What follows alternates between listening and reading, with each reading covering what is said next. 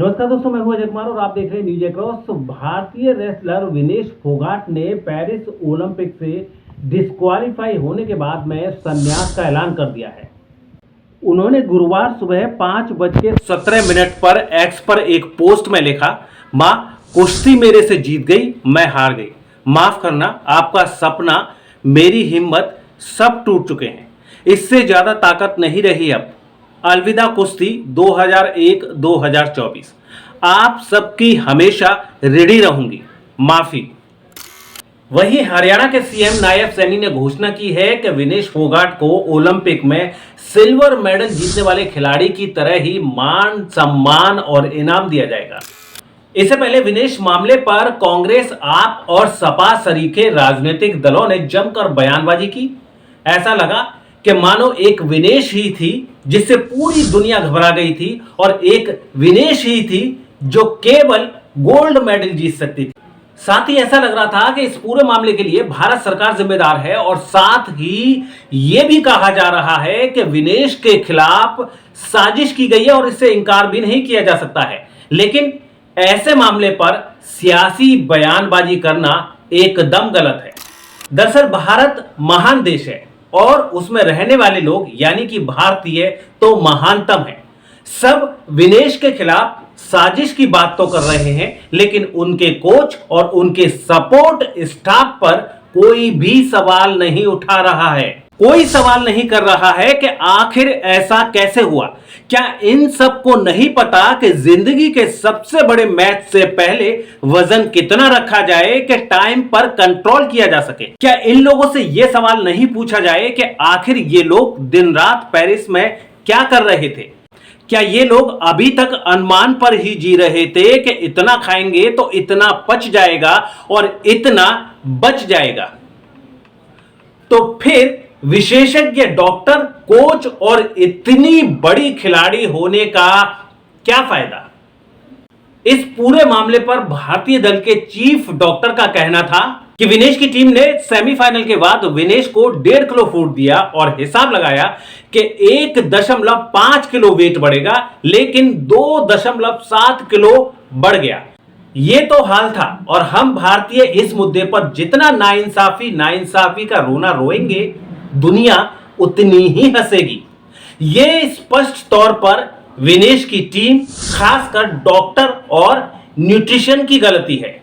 अगर ओलंपिक जैसे खेल के कानूनों और नियमों को हम नहीं जानेंगे तो फिर हम भारतीयों को भगवान भी नहीं बचा सकता है। कल कई लोग कह रहे थे कि 100 ग्राम वजन ज्यादा हो गया तो कौन सा आसमान टूट गया, लेकिन सही बात तो यह है कि ओलंपिक जैसे खेलों के नियम और कानूनों को सख्ती से पालन करना होता है और ये सबके लिए जरूरी होते हैं। कल विनेश के कोच और उनके ताऊ महावीर फोगाट ने भी कहा था कि ओलंपिक जैसे खेलों में 1 ग्राम वजन भी ज्यादा नहीं होना चाहिए। विनेश के खिलाफ साजिश हो सकती है, इससे कोई इंकार नहीं कर रहा है और पूरा देश आज ऐसा कह रहा है, ऐसा माहौल बन गया है पूरे देश में कि सब कह रहे हैं कि विनेश को टारगेट किया गया है। लेकिन हम ऐसा कब तक कहते रहेंगे? हकीकत तो यह है कि इन सब से इतर हमें उनसे सवाल करना चाहिए जिनकी इस मामले में गलती है, जो विनेश के बाहर यानी कि डिस्क्वालीफाई होने के लिए जिम्मेदार हैं। और यह सवाल करना चाहिए विनेश के सपोर्टिंग स्टाफ से, उनके डॉक्टर से कि आखिर ऐसा हुआ तो कैसे हुआ? विनेश का वेट इतना क्यों बढ़ गया? पेरिस में जो कुछ भी हुआ उससे देश के लोगों और सिस्टम पर सवाल उठा है। आपकी यह दलील कोई नहीं सुनेगा कि ऐसा कैसे हुआ, बल्कि दुनिया आपको बेवकूफ कहेगी और हंसेगी और उनको हंसना भी चाहिए। और देश के लोगों को भी सोचना होगा कि विनेश सरीखे खिलाड़ियों पर करोड़ों करोड़ों रुपए खर्च करने के बाद यह सब हो जाता है और हम कितने मूर्ख हैं कि दोषियों से सवाल करने की बजाय ऐसे मामलों पर विधवा विलाप शुरू कर देते हैं। और यही वजह है कि आज हम एक एक मेडल के लिए ओलंपिक जैसे आयोजनों में तरस जाते हैं, जबकि चीन, जापान और अमेरिका जैसे देश झोली भर भर कर मेडल ले आते हैं। दरअसल या तो हम भारतीय नियम जानते ही नहीं और जानते हैं तो उसे ना मानने और तोड़ने में विश्वास रखते हैं, और यही वजह है कि हमें पूरी दुनिया अजूबा लगती है। अब नियम तो नियम है और उनका पालन भी होना चाहिए। ऐसे में हम भारतीयों के लिए विनेश का मामला चिंता का विषय नहीं बल्कि चिंतन का विषय होना चाहिए। और अगर हम अपने देश को खेलों में ऊपरी पायदान पर देखना चाहते हैं तो हम लोगों में दोषियों से सवाल करने का दम होना चाहिए। तभी भारत देश महान बनेगा, केवल नारा लगाने से नहीं, तख्ती लहराने से नहीं और बेवकूफी भरे सवाल करने से नहीं। इससे तो केवल लापरवाह लोगों को शय मिलती है।